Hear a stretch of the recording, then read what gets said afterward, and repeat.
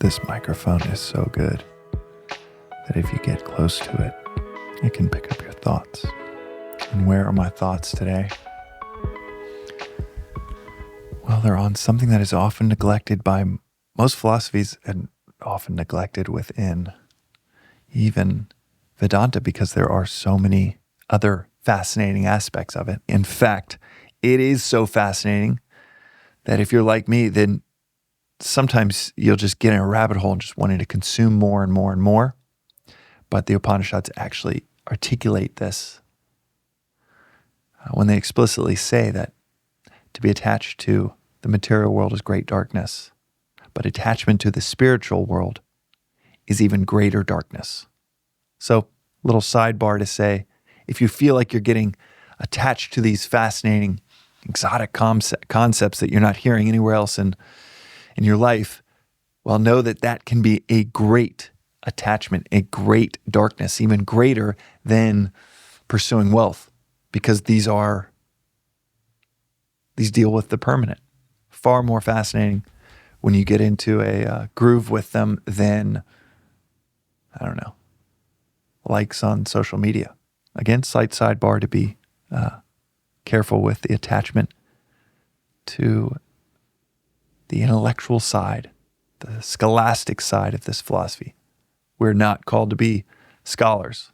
We are guided by the masters to become philosophers, to become wise, to become lovers of wisdom, to cultivate that wisdom, not to know every verse and the Bhagavad Gita or the Gospels and spout it off. In fact, memorization of ethical principles, this has been shown in research, has no bearing on ethical behavior when studied and correlated. So you can know all the ethical principles and still be quite unethical. All right, enough of the sidebar. To the episode and daily reflection for today. It is on the body. One of the previous reflections, we talked about the conference of the head and the heart, the mind and the intellect. Within Vedanta, you have body, mind, and intellect. These three equipments to help navigate life, navigate the world. So much of the philosophy is on developing, rightfully so, developing the intellect, the most nascent of our equipments, and the one that, if you don't develop a powerful mind or a powerful body without that intellect, without that adult in the room, can do not just quite a bit of damage, can destroy worlds, yours, your kids, your friends, your spouses.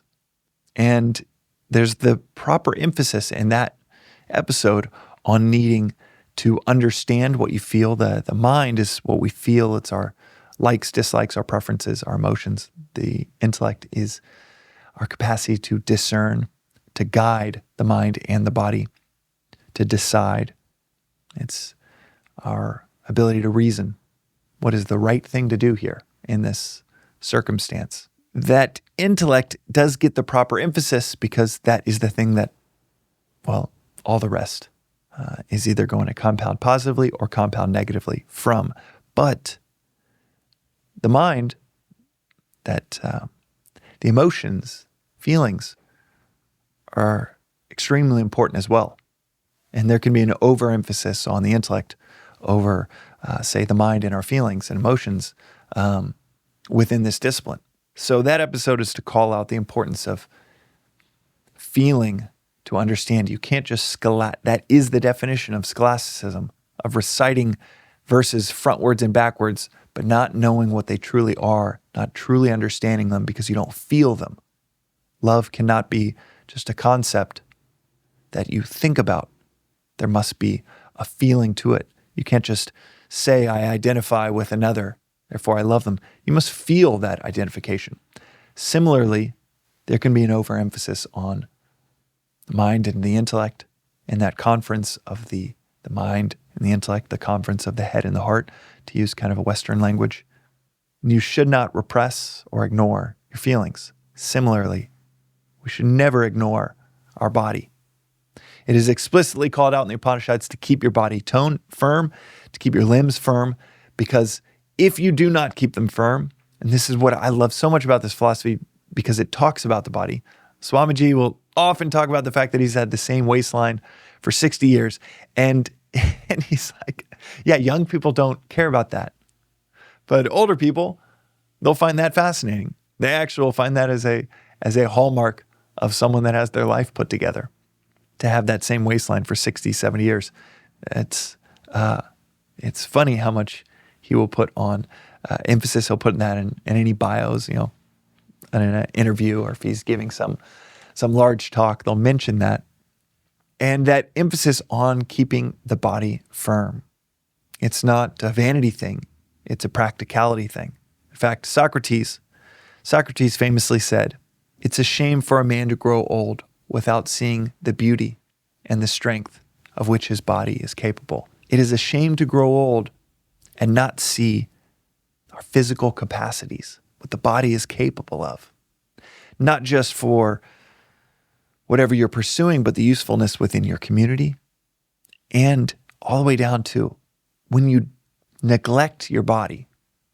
And I've done this. In my 20s, I neglected my body. I played basketball growing up, and then neglected it almost completely in my 20s, as I thought I was maniacally focused on success in my last business that I was building, which ended up being just a complete wreck of my life and the company itself.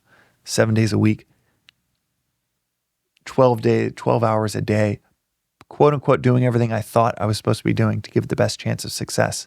Neglecting my body gave me terrible back pain that was so distracting in every email, every meeting, every interview, every interaction that I had with someone. I was so distracted because of this neglect of the foundation of how we navigate the world, our bodies.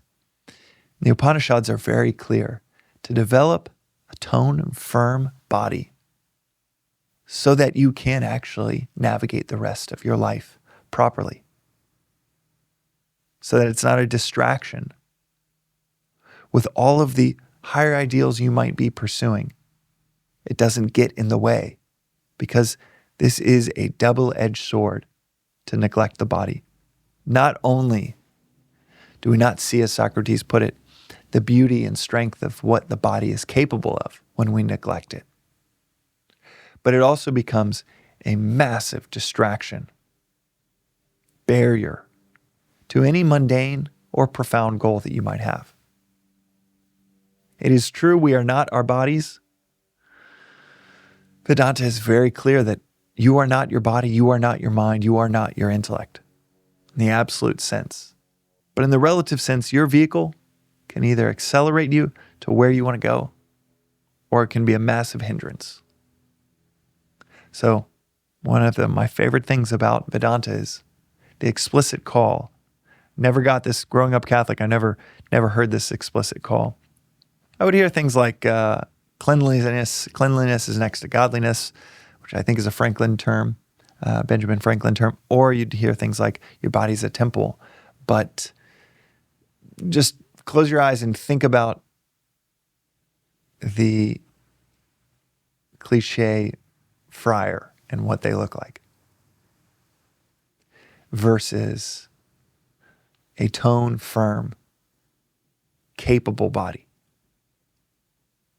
Not just to protect against the downside and that distraction that we mentioned, but also to help you achieve on the upside that usefulness within your family, yourself, your community, and ultimately that usefulness is a foundation to navigate life and navigate towards your higher ideals.